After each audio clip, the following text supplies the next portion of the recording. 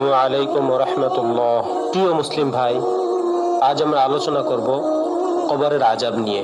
আম্মা জান আয়েশা রাদিয়াল্লাহু আনহা বলেন, একবার এক ইহুদি মহিলা আমার বাড়িতে এসে এ বলে ভিক্ষা চাইতে লাগলো যে, আমাকে খানা দাও, আল্লাহ তাআলা আপনাকে দাজ্জালের ফিতনা এবং কবরের আযাব হতে রক্ষা করবেন। আমি তাকে ডেকে নিকটে বসালাম। ইতিমধ্যে প্রিয় নবী সাল্লাল্লাহু আলাইহি ওয়াসাল্লাম উপস্থিত হলেন।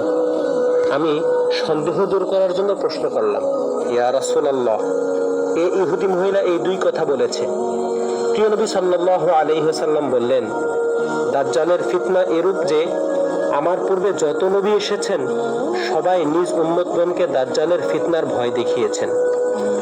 তবে আমি তার সম্পর্কে একটি কথা বলতেছি যা অন্য কোনো নবী বলেননি।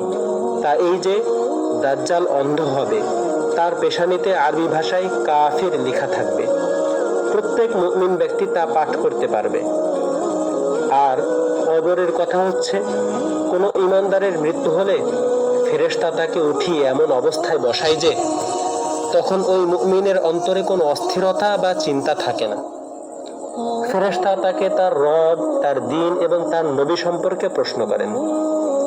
সে সঠিক জবাব দিলে প্রথমত তাকে দোজখের ওই স্থান দেখানো হয় যে স্থান হতে একের পর এক আল্লাহ তাআলা তাকে হেফাজত করেছেন।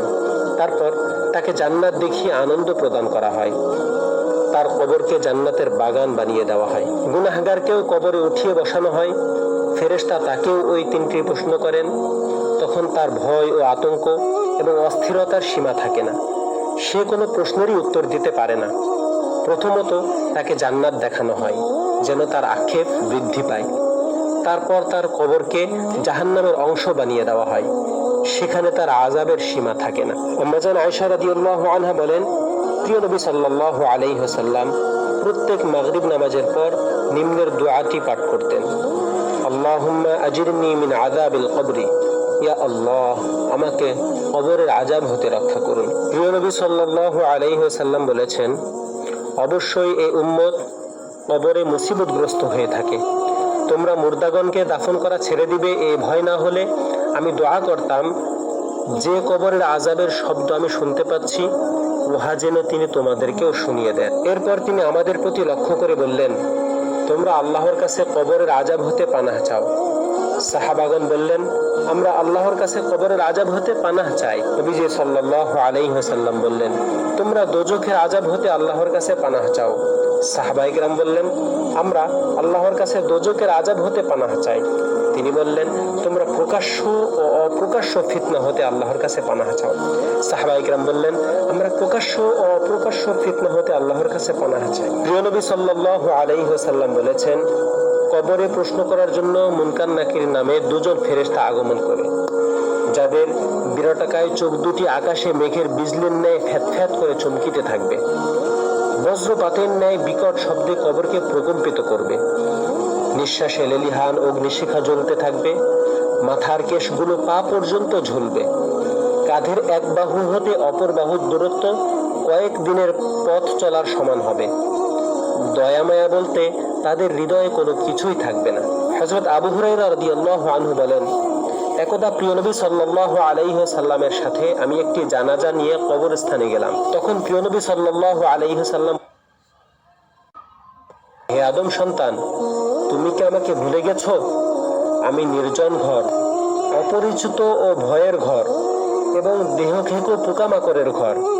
আমি খুবই সংকীর্ণ ঘর, কিন্তু আমাকে যার প্রতি প্রশস্ত করা হয়েছে তার জন্য শান্তি ও বিশ্রামের ঘর। হযরত উসমান রাদিয়াল্লাহু আনহু হতে বর্ণিত, প্রিয় নবী সাল্লাল্লাহু আলাইহি ওয়াসাল্লাম বলেছেন, আল কবরু আউয়ালু মানজিলিন মিন মানাসিলিল আখিরাহ, ফাইন নাজা মিনহু ফামা বা'দাহু আইসারু মিনহু ওয়া ইন লাম ইয়ানজাহ মিনহু ফামা বা'দাহু আশাদ্দু মিনহু। আখিরাতের সকল ঘাটির মধ্যে কবরই প্রথম ঘাটি।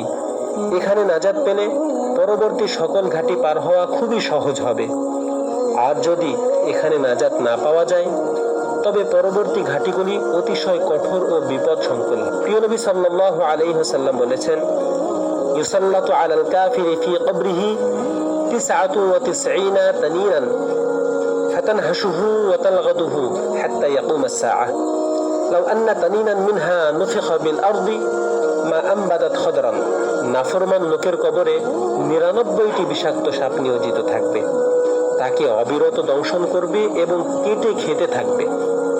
উহার একটি সাপও যদি দুনিয়ার প্রতি একবার নিঃশ্বাস ছাড়ত, তাহলে কিয়ামত পর্যন্ত জমিনে কোনো ফসল পয়দা হতো। প্রিয় নবী সাল্লাল্লাহু আলাইহি ওয়াসাল্লাম আরো বলেছেন, মা রাআইতু মানজারান ক্বাত্তু ইল্লা ওয়াল কবরু আফদাউ মিনহু।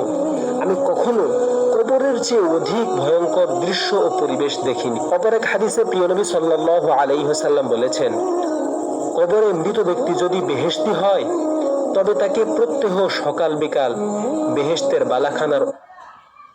বালাখানার ওই সকল মনোমুগ্ধকর নিয়ামত সমূহ দেখানো হয় যেখানে সে বিয়ের পর বসবাস করবে। এতে করে তার কবরেই জান্নাতের অনাবিল সুখ ও শান্তি বিরাজ করতে থাকে। আর মৃত ব্যক্তি যদি দোজখী হয়, তার কবরে জাহান্নামের ভয়ঙ্কর আযাব সমূহ দেখানো হয়। এতে কবরটি জাহান্নামের বিভীষিকাময় পরিবেশে পরিণত হয়। প্রিয় নবী সাল্লাল্লাহু আলাইহি ওয়াসাল্লাম আরো বলেছেন, ইউদাইয়াকু আলাইহি তাখতালিফু ফীহি আদলাউহু। প্রিয় নবী সাল্লাল্লাহু আলাইহি ওয়াসাল্লাম আরো বলেছেন, তার কবর তাকে কঠোরভাবে নিষ্পেষণ করবে এবং একজন অন্ধ বধির ফেরেশতা নিয়োজিত থাকবে। হাতে তার বিরাটাকায় লোহার মুগর থাকবে। তা দ্বারা এমন জোরে প্রহার করবে, তার একটি প্রহার যদি পৃথিবীর সবচেয়ে কঠিন পাহাড়ের উপর পড়ত, তবে অবশ্যই ওই পাহাড়টি ধূলিকণায় পরিণত হয়ে যেত।